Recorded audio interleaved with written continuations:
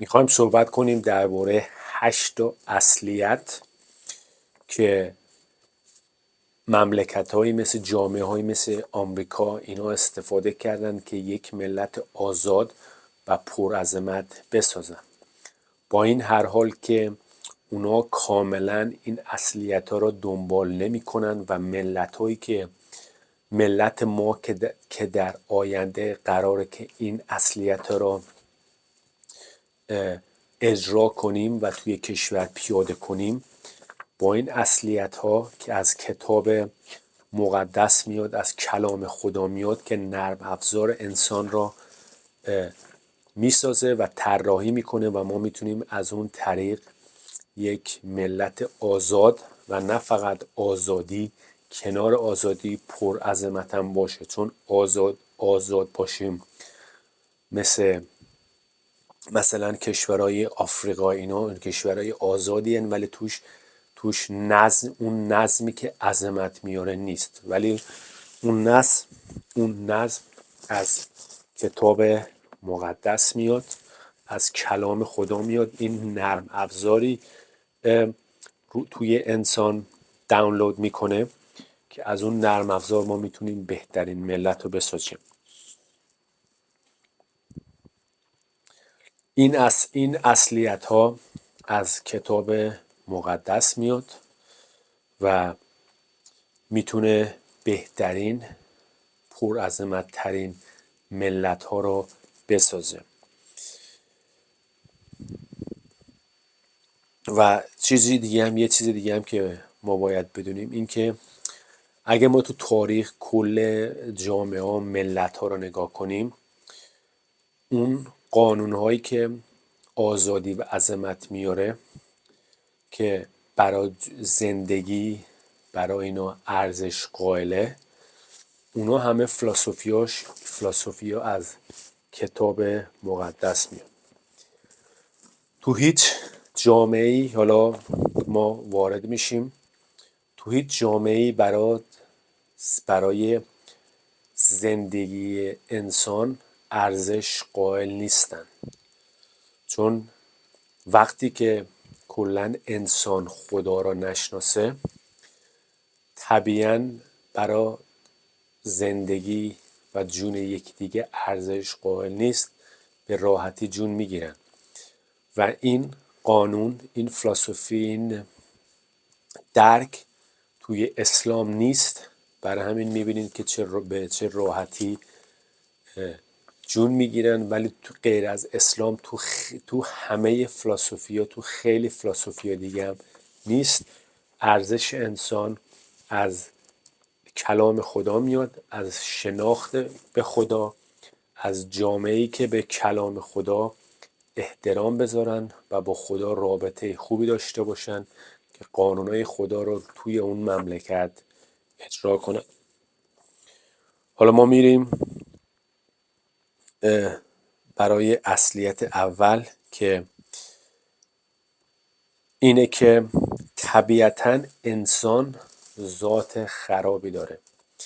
یعنی در درونش، در قلبش طبیعتاً فساد توی قلبش داره، ذات خرابی داره و هر کیم که قدرت دستش باشه، هر کیم که باشه، دیر یا زود فساد به وجود میاره و بین دولت و مردم اون کشور فاصله میفته و این باعث میشه که سرکوبی، دیکتاتوری اینا ایجاد بشه. یک حقیقت اینه که دیکتاتوری فقط اسلامی نیست. دیکتاتوری های مدل های مختلف، مثلا مدل های مختلف داریم. مثلا دیکتاتور هست که سکولر باشه. اتفاقا توی شرق زمان مثلا پندمیک ها اینا، کرونا ویروس پندمیک، بیشتر از دولت هایی که میخواستن کاملا کنترل روی مردم داشته باشن، اونا دولت های سکولر بودن که هیچ رابطه‌ای با خدا نداشتن و کلام خدا رو نمیدونستن. اونا بودن که میخواستن مدل های دیکتاتوری به عنوان مثلا از طریق مدیسن، از طریق سلامتی یا دارو و اینا دیکتاتوری به وجود بیارن. اینا هم هست، ما باید از اینا هم جلوگیری کنیم و اون فقط اون اتفاق میفته که کلام خدا رو ما بدونیم و اینا بدونیم که انسان جایز الخطاست و هیچ انسانی نباید قدرت کامل داشته باشه. قدرت ها باید تقسیم بشن، باید محدود بشن و بین چند تا گروه یا کلاً توی کل ملت قدرت باید پخش بشه که اتفاقایی که مثلا 1 ماه پیش 1 ماه و نیم پیش توی ایران افتاد که یه عده آدم با یک مدل ایدئولوژی، حالا اون ایدئولوژی اسلامی، به راحتی 30-40 هزار نفر از ما ایرانی‌ها را به قتل رسیدن. هیچ وقت ما نباید اجازه بدیم در آینده دیگه یک گروهی انقدر قدرت داشته باشن که بتونن به راحتی 30-40 هزار نفر انسان را بکشن.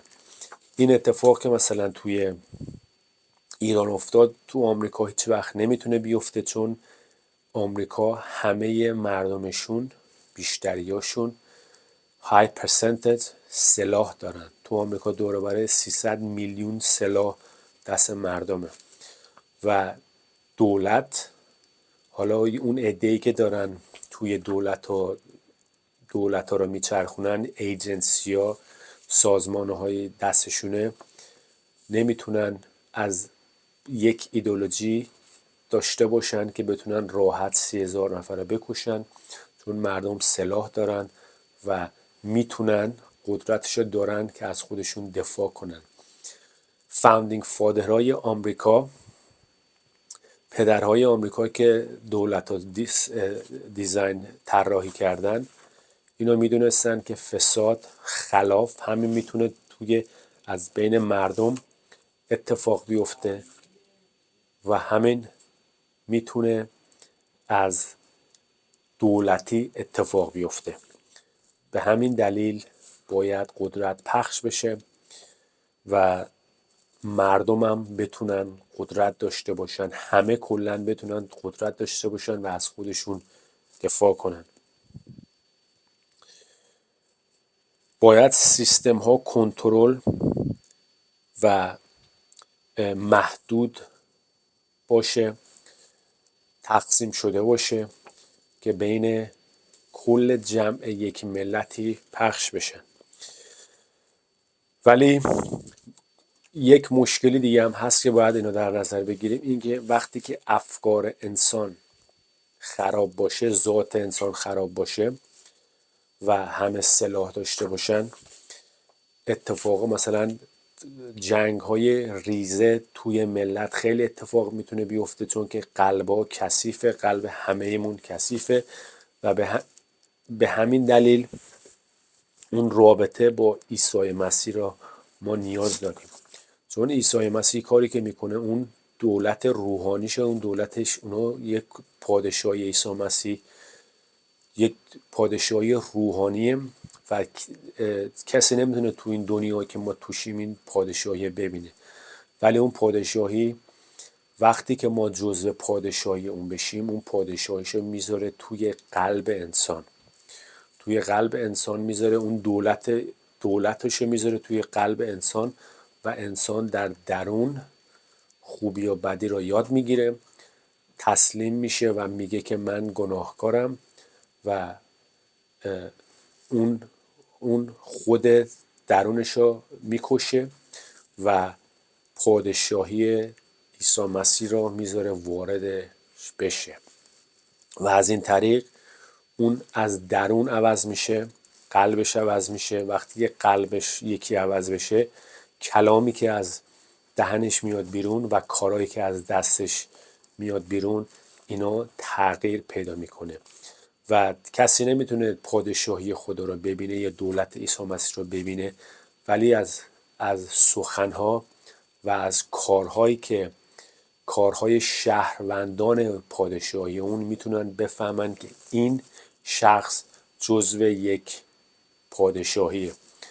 مثلا یک نفری که از یک کشور دیگه مثلا از آمریکا وارد ایران میشه، همه از رفتارش، از زبان حرف زدنش میفهمن که این آمریکاییه. به همین طریق کسانی که جزو پادشاهی خدا باشن، از کلامشون و از رفتارشون میتونی بفهمی که این جزو یک پادشاهی دیگه است. اصلیت دوم اینه که قانون از خدا می آید، نه از انسان. اونایی که میدونن که قانون اصلی از کلام خدا میاد. انسان نمیتونه برای خودش قانون تعیین کنه. یک مشکلی با دولت‌های سکولار اینه که شاید اول با رأی گیری اونا وارد دولت بشن و روی قدرت بشینن، ولی وقتی که وارد قدرت میشن میتونن بگن که ما رأی رو آوردیم، قانون رو ما تعیین میکنیم و میتونن حق و حقوق یک گزینه از انسان‌ها تو اون مملکت رو بگیرن. وقتی که ما قانون خدا رو بدونیم، از این کار جلوگیری میکنه که حق و حقوق مثلا یک گزینه یا یک فرد توی ملت گرفته نشه، چون هر تعدادی هم که برای اون دولت رأی دادن، اگه مثلا 90% انسان ها برای اون دولت رأی دادن، بازم حق و حقوق کسانی که برای اون دولت رأی ندادن باید رعایت شه، چون اون فرزند خداست و هیچ دولتی نمیتونه روی حق اون نفر وایلیت کنه یا حق اون رو بخوره، چون که اون فرزند خداست. این دانش از بایبل میاد، از کتاب مقدس میاد و ما از یک حقیقت اینه که هیچ بیشتر از مملکت ها اینجوری فکر نمی کنن. اونی که قدرت داره یا دولت دستشه قانون تعیین میکنه. همینطور که گفتم دولت های سکولر هم دقیقا این اتفاق خیلی توشون میفته. وقتی که یک مملکتی خدا را نشناختن، خدای زنده یهوه و کلام اونا ندونن، این اتفاقی که میفته دولت میشه خدا و دولت قانون تعیین میکنه کی باید زنده باشه، کی بمیره. و این اتفاق طبیعتاً شاید مثلا اولش نیفته، شاید مثلا سال اول نیفته، ولی وقتی میگذره اون ذات خراب انسان میاد تو بازی و خودشو نشون میده. به همین دلیل آزادی کلی از دانش کلام خدا میاد، از سطح فردی و از دولت هیچ وقت نمیتونه آزادی بده. اون فقط از دانش و رابطه ملی با خدای زنده یهوه است. به همین هر حال حکومت هیچ وقت نباید نهایی باشه. باید قانونهای خدا را مملکت بدونه. این یک مسئولیتی که روی شونه هر شهروند هر ملتی باید روی شونه هر شهروند ملتی میشینه. این نیست که فقط همه این مسئولیت رو بدیم به دولت و انتظار داشته باشیم که دولت خوب در بیاد، چون که اصلیت اینه که انسان ذاتش خرابه و وقتی که این اصلیت رو بدونیم، میدونیم که قانون‌هایی میسازیم و سیستم‌هایی میسازیم که دولت هیچ وقت نتونه قدرت تمام داشته باشه و همیشه راههایی باشه که اگر یک دولتی داره توی دروغ زندگی میکنه یا داره به دیکتاتوری تبدیل میشه، راههایی باشه، کانالایی باشه که اون دولت رو سریع برطرف کنیم. مثلا این اتفاقی که الان افتاد که دولت ایران شدن دیکتاتوری و فاصله خیلی زیادی بین اون آدمایی که نظام، ارتش اینا رو کنترل میکردن و مردم ملت، یک فاصله خیلی زیادی افتاد و خیلی کار خیلی سختی بود که اینا رو برکنار بندازیم. باید کمک از کشورهای دیگه میگرفتیم. این اتفاق دیگه هیچ وقت نباید بیفته و دانش خدا باعث میشه که از این چیزا ما جلوگیری کنیم. و کلام خدا بالاتر از هر رهبری است و هر دولتی، چون کلام خدا خود این دنیا که ما توشیم و اون آفریده و کلام اون به آزادی، به فعالیت‌های ملت، به همه اینا ربط داره. کلا انسان اون موقعی آزادی رو حس میکنه، مثلا آزادی رو اونجوری حس میشه در روز که اون کاری که براش ساخته شده ها انجام بده و اگر اون فعالیت ها، اون سیستم هایی که اون هدفی که براش ساخته شده، اگه اون کار انجام بشه در روز، اون انسان حس آزادی میکنه. ولی وقتی اون آزادی یا جلوش گرفته بشه یا اون فعالیت جلوش گرفته بشه، اون حس آزادی میره. اسلام مشکلش این نیست که قوانین داره، مشکلش اینه که قوانیناش دروغه و هیچ ربطی به واقعیت هایی که دنیایی که ما توشیم نداره. قوانینش از شیطانیه در اصل و کار نمیکنه، برای همین جلوی آزادی ها رو میگیره. ولی کلام خدا فرق داره، چون کسی که این کلامش اینو نوشته، کلامش رو به انسان داده، همون کسی است که طبیعت که ما میبینیم دور و برمون رو اون ساخته و به همین دلیل وقتی که کلام خدا با طبیعت دورمون دقیقاً با هم جور در میاد و اون حس آزادی رو میتونیم بگیریم. مثلا یک ماهی وقتی که توی آب داره شنا میکنه حس آزادی میکنه، چون برای اون کار ساخته شده، برای شنا کردن توی آب ساخته شده. و اگر ما اون ماهی رو برداریم بذاریم روی درخت، اون آزادیش گرفته میشه، چون برای اون کار ساخته نشده. دقیقا مثل پرنده وقتی که توی آسمون داره پرواز میکنه آزاده، حس آزادی بهش دست میده، چون برای اون کار ساخته شده. اصلیت سه اینه که قانون برتر است حاکم. قانون از انسان نمیاد. خدا هیچ وقت احتیاج نداره که از قانوناشو از یک انسان عبور بده، چون راههای کانالهای دیگه هم هست که هر انسانی هر جا که باشه میتونه با خدا رابطه داشته باشه از طریق روح القدس و از طریق پسر. به هیچ ارگانیزیشن، به هیچ گروهی، هیچ کسی نیازی نداره.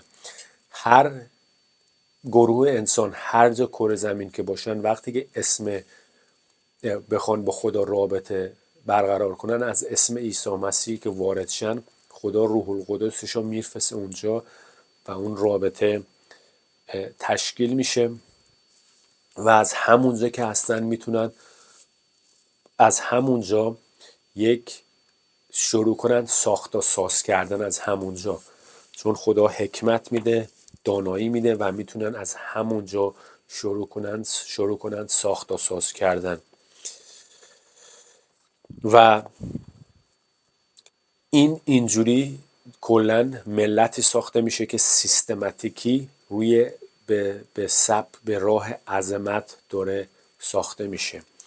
ما بیشتر وقتا خیلی وقتا چیزا مثلا توی جامعه هست که مثلا نابغه تکاتوکی هست، ولی نابغه سیستماتیکی نیست، کلی نیست که کل جامعه هر انسانی برای توی زمینه خودش نابغه باشه. ولی وقتی که کلام خدا توی یک ملت باشه و رابطه‌ای با پادشاه داشته باشیم، نابغه‌ای میشه سیستماتیک و میشه کلی. پادشاه باید قانون را بنویسد و از آن اطاعت کند. به همین دلیل ما باید کانستیتوشن داشته باشیم، قانون نوشته داشته باشیم و اون یک سیستم هایی داشته باشیم، شعبه های توی دولتی داشته باشیم که این قدرت پخش بشه و هر کی که این داره اشتباه میره، ضد آزادی میره، ضد حقیقت میره، گروه های دیگه از اون جلوگیری میکنن. دقیقا مثل سیستمی که آمریکا ساختن، اون آدمایی که پدرایی که آمریکا رو ساختن این حقیقت های انسانی رو میدونستن و از روی اون طراحی کردن. اون حقیقت ها چیزی هست که به همه انسان های روی کره زمین باید باهاش مقاومت کنن، نه فقط اونایی که آمریکا ساختن، چون همه ما در اصل انسانیم و اون مشکلایی که هست توی کره زمین، اون ذات خراب توی همه جا هست. این ربط نداره چه آمریکا باشه یا چه مملکت ما ایران، اون حقیقت ها همیشه هست. حاکم باید زیر قانون باشه و نه بالای آن. قانون اصلی کلام خداست. قانون اصلی از اینجا میاد. اینو که ما بدونیم، از روی این کلام ما قانونها رو میسازیم. اون قانونها مطمئن باشید که اون حس آزادی که ما دنبالشیم توی این هست. همونطوری گفتم این کلام توی این کتاب با طبیعت دور و برمون به هم اینترکانکت، به هم میخوره. 4. انسان به شباهت از تصویر خدا آفریده شده است و ارزش ذاتی دارد. این یک چیزیه که از کتاب مقدس، کلام خدا، ما یاد میگیریم که انسان از تصویر خدا ساخته شده و ارزش خدادادی دارد. و اگرم وقتی که این اصلیت ما بدونیم، اگرم کسی دوست داره خر باشه یا دوست داره توی زمینه اشتباه باشه و بد زندگی کنه، چون که در اصل ارزشش فرزند خداست و ارزش انسانی داره، هیچ کس نمیتونه جون اون انسان را بگیره، هر کی هم که باشه. و این فقط دولت‌های اسلامی این کارو نمی‌کنن. دولت‌های اسلامی و دولت‌های سکولر، مثلا مثل دولت‌های هیتلر و اینا، اونا خدا رو نمیشناختن و به راحتی، یا اون یکیشون از نگاه دین اسلامی، اون یکی دیگه از نگاه علوم راحت جون میگرفتن. اون به خاطر الله جون میگرفت، اون به خاطر آزمایش های علمی راحت جون میگرفت. ولی وقتی که کلام خدا باشه، ارزش انسان رو ما میدونیم و هیچ دولتی نمیتونه که جون یک انسان بگیره. هر فردی دارای کرامت و حقوق ذاتی دارد. نتیجه اینه که دکترین حقوق طبیعی، همه انسان ها برابر آفریده شدن، هیچکی از هیچکی بهتر نیست. و ما وقتی که وارد پادشاهی عیسی مسیح میشیم، دیگه جامعه روی فروتنی و خدمت کردن میچرخه. احتیاج نیست که گرگ بازی، زرنگ بازی اینا رو حق یکی رو خوردن این کارا احتیاج نیست بکنیم. همه وجودمون میره روی خدمت کردن. حقوق از سوی خدای زنده یهوه داده میشه، نه دولت. هر دولتی که باشه، هر ایدئولوژی که داشته باشه، نمیتونه جون یکی رو بگیره، حتی اگه اون اشتباه میکنه.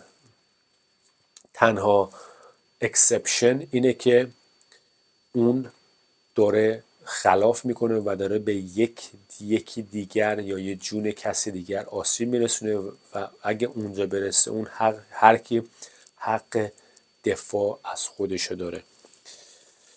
اصلیت شماره 5، مسئولیت فردی در برابر خدا. این دوباره یک سیستم فکریه که از کلام خدا میاد. جامعه در اصل میتونه آزاد باشه، ولی عظمت اگه میخوایم به عظمت برسیم، باید مسئولیت فردی رو در برابر خدا حفظ کنیم. هر فردی از نظر اخلاقی پاسخگو است. این دانش از چیزی که جلوگیری میکنه از فساد توی جامعه را جمع میکنه، چون یک اقتصاد هر ملتی به قلب و خدمت‌های که از فردی به وجود میاد به اون چیزا وصله.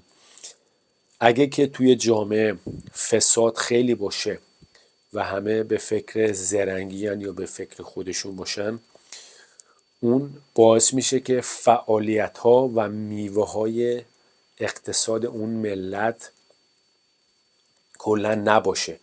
یعنی همه میخوان وردارن یا بگیرن بدون اینکه چیزی دوباره بگذارن توی خود اقتصاد که اقتصاد بتونه بچرخه. و اگه این اتفاق بیفته اقتصاد ملت میشه تو خالی و روی خودش میریزه.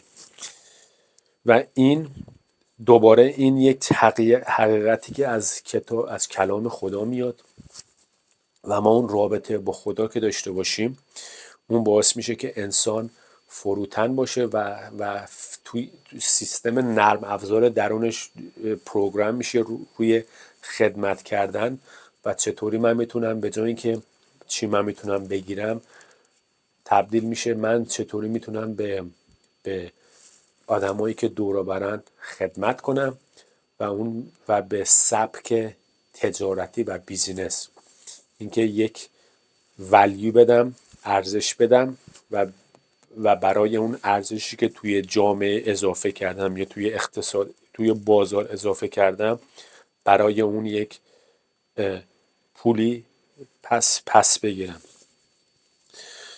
و این باعث میشه که اقتصاد بزرگ بشه. و این مسئولیت شخصی خیلی خوبه، چون دولت نمیتونه مسئولیت را لجیسلیت کنه و قانون گذاری کنه. این از قلب انسان ها شروع میشه و انسان هایی که اراده داشته باشن که درست زندگی کنن و درست مدیریت کنن. دولت هر کی هم که باشه اینو نمیتونه قانون گذاری کنه. در اصل عظمت هر ملتی به مردمش بنده که قلب مردم یا پابلیک کانشسنس، اون وجدان ملی چیه و چطوری داره میچرخه، اینا به این چیزا بنده. و به همین دلیل جامعه‌ای که میخوایم پر عظمت بسازیم باید رابطه با عیسی مسیح باشه و اون پادشاه عیسی مسیح وارد قلب باشه. عیسی مسیح اون اصلا دین نیست، اون یک پادشاهی روحانی هن که اونا دنیا میسازن و روی اون دنیا حکومت میکنن از طریق انسانهایی که تو اون دنیا هستن. این هیچ ربطی به دین نداره، این یک چیز سیاسی دولتیه و این کاری که خدا میکنه این دلیلی هم هست که کره زمین رو ساخته. اصلیت شماره 6 اینه که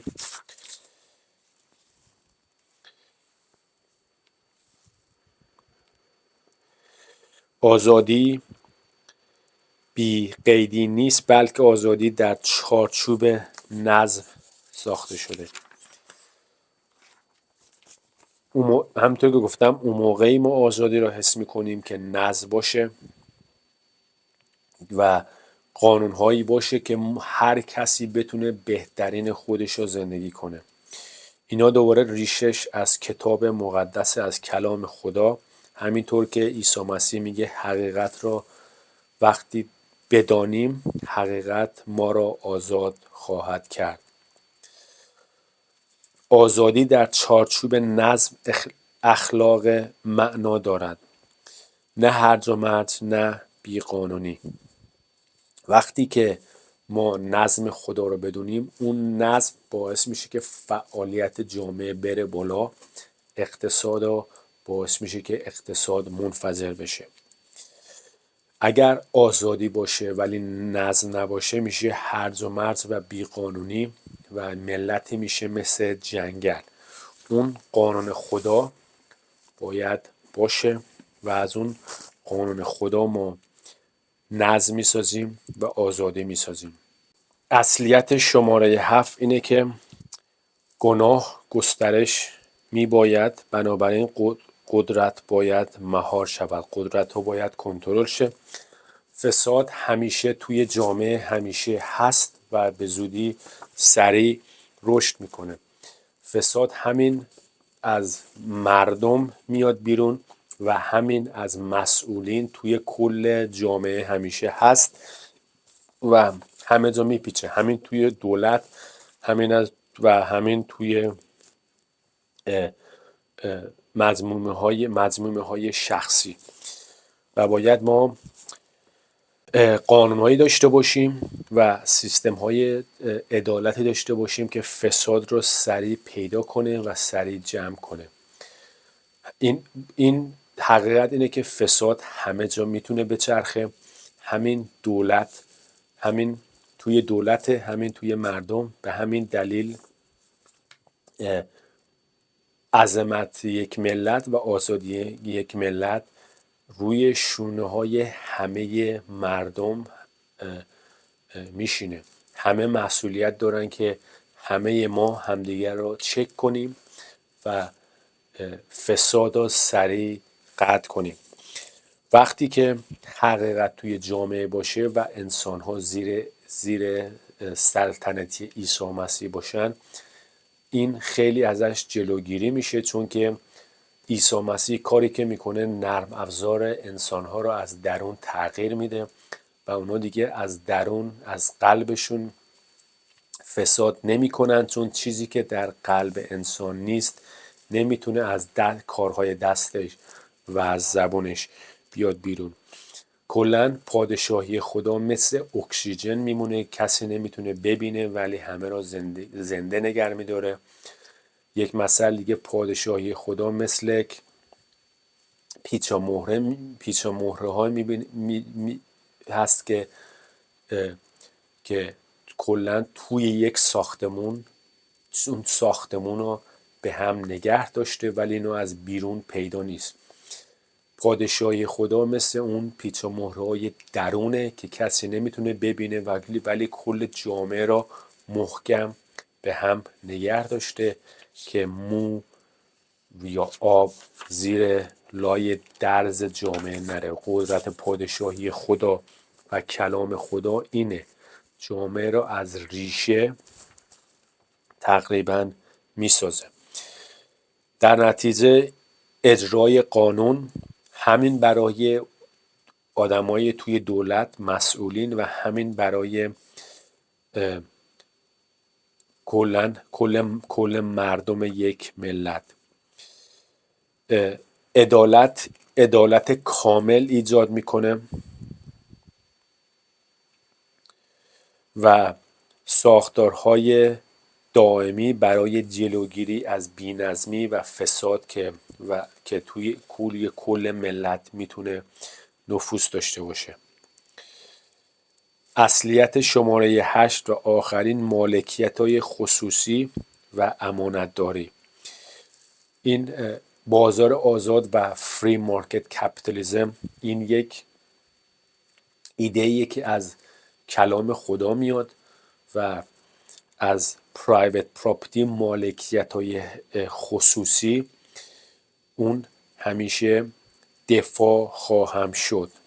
این باعث میشه که ملتی داشته باشیم که افراد مالکیت مشروع و مسئولیت دارن.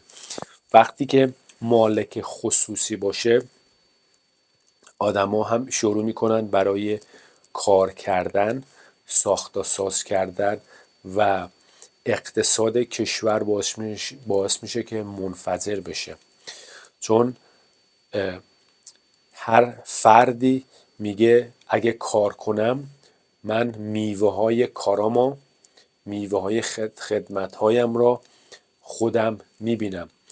و تو خیلی جامعه ها هستن که آدم های قدرتمند میان زور میذارن روی آدم های ضعیف. عیسی مسیح سرور ما چیزی که یاد میده اینه که آدم‌های قدرتمند میشن خدمتکار آدم‌های ضعیف. یعنی هرچی این که توی پادشاهی خدا فرهنگ اونجا اینجوریه که هرچی که قدرتت بیشتره، هنرت بیشتره، یا بیشتر باهوشتری، یا هرچی که هستی، وظیفه‌های خدمتیت میره بالا. به جای اینکه جامعه اینجوری باشه که دولت‌ها میرفتن از مردمشون دزدی میکردن، پادشاه‌های تاریخ میبینیم که پادشاه‌ها میرفتن از مردم عادی دزدی میکردن و مالشون رو میدزدیدن و بیشتر انسان‌ها زیاد کار میکردن، میگفتن چه صرفه‌ای داره که ما کار کنیم، اگه هر وقت که کار میکنیم یه چیزی میسازیم میان چیزامون رو میدزدن.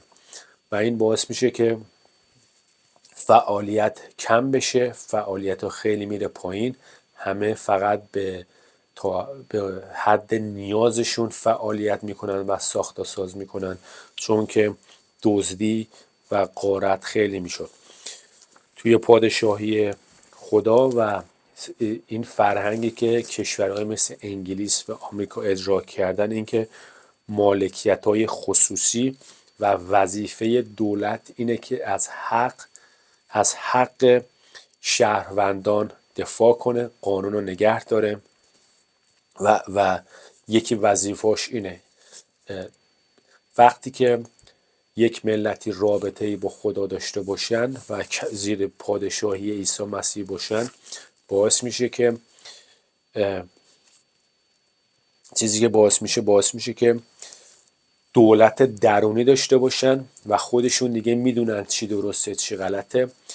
یه زندگیشون میشه based on common sense، یعنی فهم کامن، فهم عمومی که همه میدونن و کلا جامعه میره به سوی فعالیت و ساخت ساز. همه به فکر با سیستم فروتنی و خدمت به دیگران به جلو میرن و جامعه خودش رو میسازه. و وقتی اینجوری باشه، دولت‌های بزرگ دیگه نیاز نیست. وظیفه دولت این میشه که خدمت کردن به مردمش، و دولت اصلا نیاز نیست. مثلا یک آدمی میاد 4 سال 8 سال یک دفتری یا مدیریت میکنه، یه خدمت میکنه و میره بعدی میاد و هیچ دولتی مثلا مثل دولت‌های الان جمهوری اسلامی که مثلا یک آدم 37 سال توی قدرته، دیگه اینجوری نیست، چون احتیاجی کسی نداره به دولت.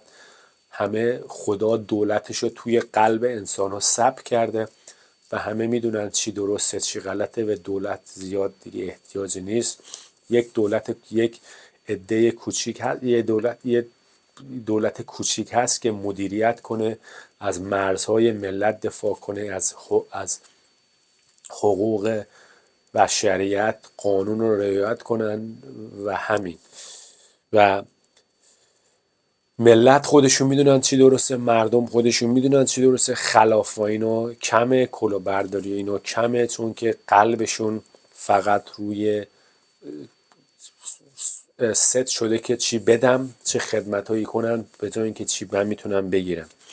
و این یک قدرتی میده که انسان هر کی باشه، هر کسی از هر جایی که باشه، از هر موقعیتی که توی زندگیش داشته باشه، بتونه از همونجا شروع کنه به خدمت کردن و رشد کردن. وقتی که این دانش میشه ملی، دیگه میشه سیستماتیکی و این کلام خدا توی جامعه بپیچه و همه بدونن، دیگه اون چیزایی که ما میبینیم میگیم نابغه‌ن، مثلا میگم این شخص نابغه، دیگه نیست، چون همه نابغه میشن. همه اون کاری که براش ساخته شدن رو میدونن و به اون هدف کار میکنن و مملکت از دونه به دونه، اینداستری تو اینداستری، بیزینس تو بیزینس، اینا منفجر میشه و فعالیت بسیار و شدید میره بالا و اینجوری عظمت ساخته میشه. برای همین به این میگن عهد عظمت، چون عظمت توی فابریک، توی اسنس، توی ریشه های ملت وارد میشه و تنها چیزی که میتونه باشه فقط عظمت. برای همین بهش میگن عهد عظمت که از قلب انسان شروع میشه و اینا.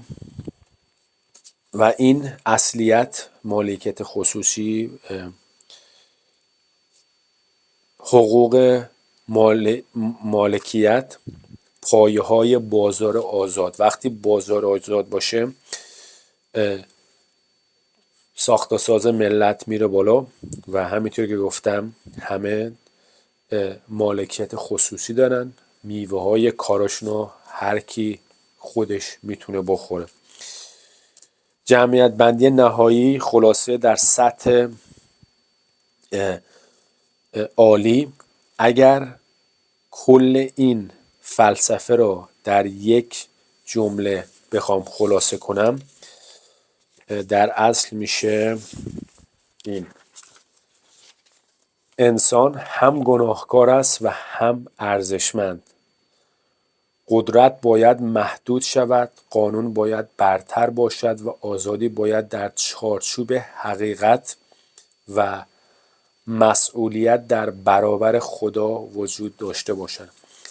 وقتی که ما خدا را انسان در اصل خداشو میخواد. اگه رابطه با خدا نباشه، دولت‌های دیکتاتوری طبیعتاً به وجود میاد.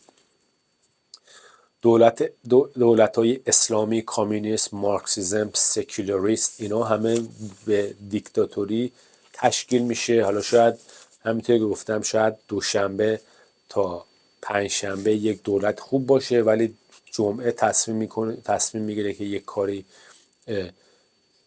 بدی انجام بده. ما هیچ وقت نباید امیدمون و آیندهمون رو بذاریم روی مهربونی و شرف یک نفر، حالا هر چقدر هم که میخواد آدم خوبی باشه. مثلا ما نباید فکر کنیم که رضا پهلوی میتونه ملت ایران را درست کنه. اونا میان، حالا شاید سال اول خوب باشن، در سالهای 5 سال آینده، 10 سال آینده میشن یک ملت دیکتاتوری دیگه. اینا همه از اینا میتونه جلوگیری بشه. محصول این کار روی شونه همه بنده. شما که دارید اینو میبینید، این مسئولیت آینده ملت روی شونه شما بنده و باید وظیفه هر انسانی این که کلام خدا رو بدونه و اینا رو یاد بگیره و زندگیش رو روی اون طراحی کنه. رسیدیم به آخر این ویدیو. این کانال رو سابسکرایب کنید، این ویدیو رو لایک کنید و شیر کنید. عهد عظمت